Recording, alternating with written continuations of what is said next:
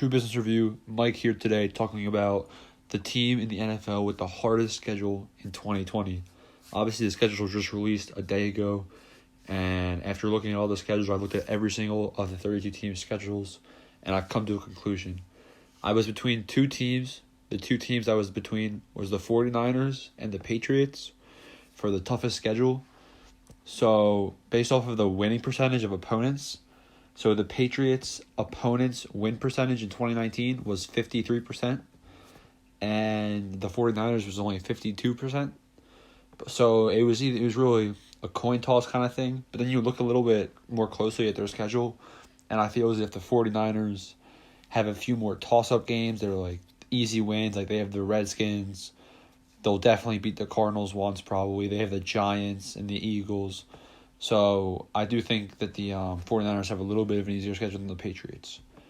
So let's look at the Patriots' schedule.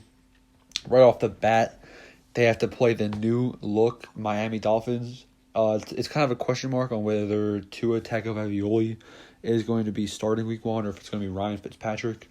But either way, it's going to be a tough divisional game right off the bat. Then they have to travel to Seattle to play the Seattle Seahawks. Obviously, playing in Seattle is the hardest stadium to play in the NFL. And without Tom Brady, I don't see the Patriots winning that many games in general, but especially not week 2 in Seattle. So right off the bat, they're probably going to be 0-2.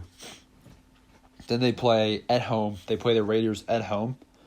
So this is kind of like a coin toss, 50-50 kind of game. The Raiders had Derek Carr, obviously. They got their guy in the draft. They wanted Henry Ruggs. I don't think Henry Ruggs was the right selection, but I guess that they can do whatever they want. They want Gruden, grinders, whatever. I do think that the Raiders can beat the Patriots in Foxborough, but I don't know if that's going to happen, so I'm going to give this win to the Patriots, and they're going to be 1-2. Then they have to go to Arrowhead and play the Chiefs. Come on, bro. The garbage quarterback for the Patriots is not going to beat the Chiefs in Arrowhead. That's just not how this is going to work. So now they are 1-3. And coming into week 5, they have to play the Broncos at home. So I'm big on the Broncos this year. Obviously, I'm a Penn State fan. KJ Hamler, I got to watch him play in college. He's explosive. And then obviously they drafted Jerry Jeudy, which I was surprised that he fell to the Broncos. So it was a good selection there. So the Broncos stacked up on offense. They signed Melvin Gordon. Now they have Melvin Gordon and Phillip Lindsay in the running back room. So I think this offense is going to be something to watch out for. They got Von Miller on defense. And I believe they traded for a couple more pieces to the defense too. So I think they're going to be solid on all fronts. Their quarterback, Drew Lock, this is his year to prove himself. I don't really want to form too much of an opinion on him until I get to see him play some more. I do think that the Broncos are going to beat the Patriots in Foxborough. So now the Patriots are 1-4. Come on. Then they play another home game against the 49ers. The 49ers are going to obliterate the Patriots at home, and they are going to be 1-5. Then the Patriots have to travel to the Buffalo Bills for a big, I say big divisional game, but at this point I have them at 1-5, and their divisional hopes aren't looking too good. So I'm going to give the Bills the win, obviously. So now the Patriots are 1-6. Then they travel to New York to play the New York Jets, and I expect the Jets to be a dumpster fire too this year. They have a hard schedule as well because they play the same divisions, obviously. But I see the Patriots beating the Jets in New York. So I don't know. I think it's going to be an upset, so I'm going to have to go with the Patriots in this one. So what is it? 2 losses out of 8 games. So now they're 2-6, it looks like. Not that good. And then coming in next, they have to play the Ravens. They play the Ravens at home. But like I've been saying, I don't see the Patriots being a good team this year at all. So they're going to get destroyed by the Patriots. It sucks they have to play them. And then this is a weird game. October 22nd. November 22nd, my bad. They play the Texans. And the Texans are kind of a similar team. Built pretty similarly. The Texans also downgraded this year just the same as the Patriots did. Obviously, they got rid of Hopkins. They brought in other pieces, but it was still such a bad trade. So I would give this game to the Patriots, but it's in Houston, and I think that's going to give the Texans the edge. Deshaun Watson, obviously, is going to outduel Jarrett Stidham. So now the Patriots are 2-6.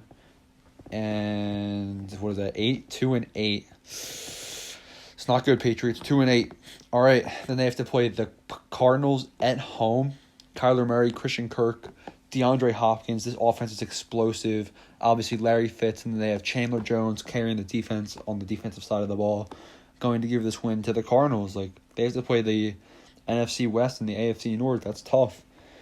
So I'm going to give this to the Cardinals, and they are 2-9. Yikes! This is not the Patriots that Tom Brady led. Then they play the Chargers in, what is it? San Diego? No, what am I saying? They play the Chargers in Los Angeles, and I do think that they're going to beat the Chargers. I don't know why. I just think it's going to be an upset game. Obviously, they're traveling out west. I can see them getting, I can see, like, once you're 2-9 or whatever, they're going to be like, all right, what are we doing? And then they're just going to start playing for fun. So I do see them, like, coming together a little bit and beating the Chargers late in the season to make them 3-9. Okay, coming in next, Patriots have to play the Rams in Los Angeles.